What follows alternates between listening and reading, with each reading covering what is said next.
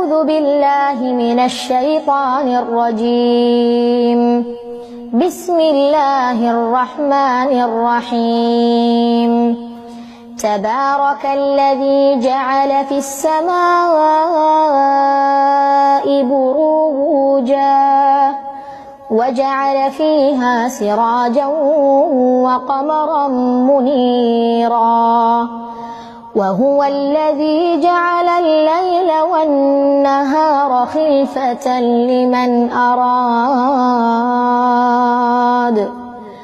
لمن أراد أن يذكر أو أراد شكورا. وعباد الرحمن الذين يمشون على الأرض هونا وإذا خاطبهم الجاهلون قالوا سلاما. والذين يبيتون لربهم سجدا وقياما والذين يقولون ربنا اصرف عنا عذاب جهنم إن عذابها كان غراما إنها ساءت مستقرا ومقاما. والذين إذا أنفقوا لم يسرفوا ولم يقتروا وكان بين ذلك قواما.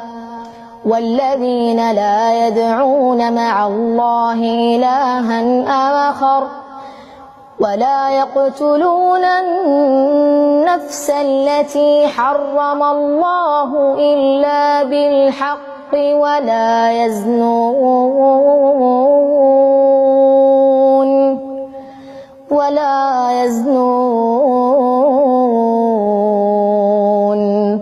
ومن يفعل ذلك يلقى أثاما يضاعف له العذاب يوم القيامة ويخلد فيه مهانا إلا من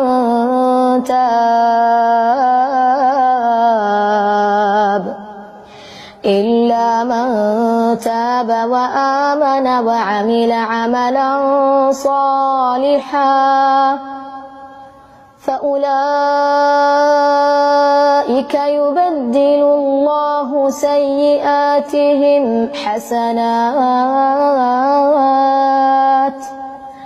وكان الله غفورا رحيما.